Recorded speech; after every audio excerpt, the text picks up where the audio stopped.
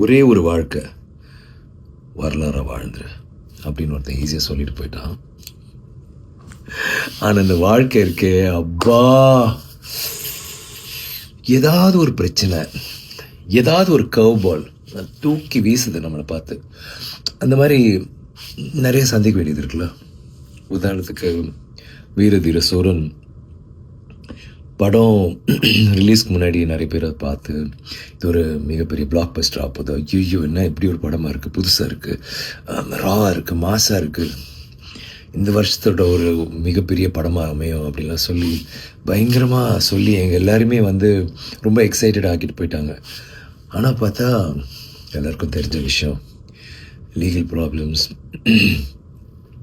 High court ஒரு 4 வாரம் release பண்ணக்கூடாது, இதை சால்வ் பண்ணலன்னான்ற ஒரு கட்டாயம், அந்த மாதிரிலாம் ஆயிடுச்சு.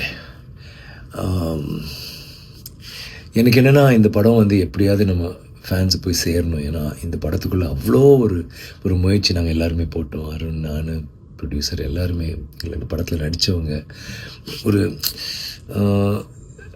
ரொம்ப நாள் பாரு எனக்கு என் ஃபேன்ஸுக்காக ஒன்று பண்ணணும், ராவாக ரஸ்டிக்காக ஆனால் மாசாக இருக்கணும், ரொம்ப ரியலாக இருக்கணும், ஒரு புதுசாக ஒன்று ட்ரை பண்ணலாமே, ட்ரை பண்ணிட்டு தான் இது பண்ணோம். ஸோ அது வராத பட்சத்தில் ரொம்ப கஷ்டமாக இருந்துச்சு. அப்புறம் நான் யோசித்தேன், இது ஏதாவது ஒன்று பண்ணணும், நம்ம சினிமாவுக்காக நம்ம எது வேணாலும் பண்ண தயார், எல்லாருக்கும் தெரியும். இதெல்லாம் ஒரு மேட்ரான்னு சொல்லிட்டு என்னால் என்ன பண்ண முடிஞ்சதோ பண்ணி படம் வெளியில் வந்துச்சு. ஒரு படம் அந்த முதல் ஷோ கேன்சல் இல்லை 2வது ஷோ, முதல் ஷோ கேன்சல்னாலே அது அவ்வளோதான், அதுக்கப்புறம் எந்திரிக்காது. ஆனால் எங்கள் படத்துக்கு 2 ஷோ கேன்சல் ஆகி சாயந்தரம் தான் வந்துச்சு. அந்த ஃபஸ்ட் டே ட்ரான்னு ஒன்று இருக்குல்ல, அது கண்டிப்பாக பாதிக்கப்பட்டுச்சு.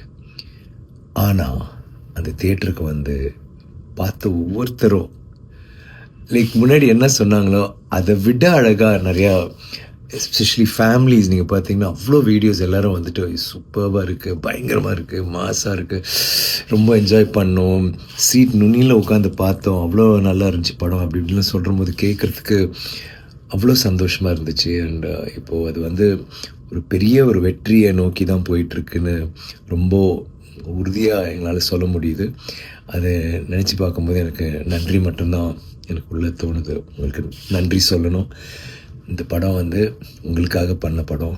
இது நாங்கள் நினச்சது நடந்துச்சு, சேர வேண்டிய இடத்துல சேர்ந்துட்டுருக்குன்னு நினைக்கிறபோது ரொம்ப சந்தோஷமாக இருக்குது. வீரதீர சூரன் பார்த்தவங்களாம் என்ஜாய் பண்ணியிருப்பீங்க, பார்க்காதவங்க பார்ப்பீங்கன்னு நம்புகிறேன். தேங்க்யூ.